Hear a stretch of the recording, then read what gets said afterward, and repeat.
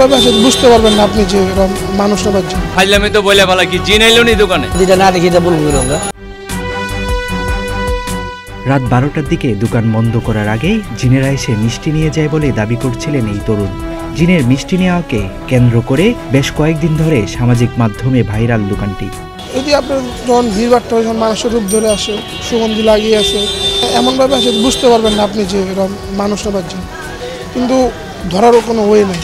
আমি ছোটোকাল থেকে শুনে আসছি যে মিষ্টি খাওয়ার জিনিস। তবে প্রচার পেতে যে কৌশল নেওয়া হয়েছিল, নানা প্রশ্নের মুখে তা পাল্টিয়েছে দোকানি। তার ভাষ্য, প্রতিদিন অনেক মানুষই মিষ্টি নেয়, জিনরাও নিতে পারে, তবে সামাজিক মাধ্যমে ভুল তথ্য ছড়িয়েছে। এইটা ভাই অনেকে অনেক কিছু বলে, জিন তো আপনিও জীবনে দেখেন নাই, আমিও জীবনে দেখি নাই, শুনে কথা সবই। তাহলে কি সাংবাদিক দেখে পালিয়েছে জিন? এমন প্রশ্নের জবাব দিতে নারাজ দোকানি। অনেক আছে শখ বা ফাইলামে তো বলে বলা কি জিন এলো নি দোকানে, এইরকম একটা কথা, আর কিছু না। রাজধানীর লালবাগের মিষ্টির দোকান মদিনা মিষ্টান্ন ভান্ডার। হরেক স্বাদের মিষ্টির জন্য ভোজন রসিকদের কাছে পরিচিতি আছে প্রতিষ্ঠানটির। তবে নাম ছড়াতে রটানো হয় জিনেরাও নাকি কিনে নেন এখানকার মিষ্টি। এটা মানে মানুষের রটায়, বুঝছেন, এটা কিছু না। এখানে মিষ্টি তো সব নিজস্ব ফার্মের আমাদের তৈরি। দূর দূরান্ত থেকে আমাদের কিছু কিছু আইটেম আছে যেটা আপনি কোথাও পাবেন না ঢাকা শহর। যেরকম এই গুড়ের হাড়ের মিষ্টিটা, মালাই চপ আছে, ফেমাস আইটেমগুলা, কাশ্মীরি হালুয়া আছে, তারপর স্পঞ্জের রসগোল্লা আছে, সরমালাই আছে, ক্ষীর কদম আছে, কাজুর বরফি আছে। বিষয়টি নিয়ে কি ভাবছেন ক্রেতারা? কয়েকজন নিয়মিত ক্রেতা জানান, মদিনার মিষ্টির অনেক সুনাম, সেই সঙ্গে পরিষ্কার পরিচ্ছন্ন, এমন পরিবেশ পছন্দ জিনদের। মদিনার মিষ্টি অনেকই মজা, এটা নিয়ে কোনো কমপ্লেন নাই, আর ওরা অনেক পরিষ্কার।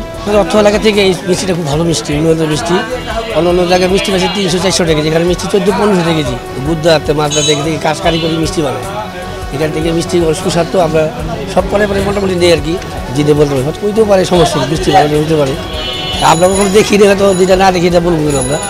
দিনের বেলা মিষ্টি নেওয়ার সময় মানুষের রূপ ধারণ করে আসে তারা, আর আতর সুগন্ধি মেখে আসে, যা থেকে বোঝা যায় জিন এসেছে মিষ্টি নিতে। এভাবে বলছিলেন একজন তরুণ।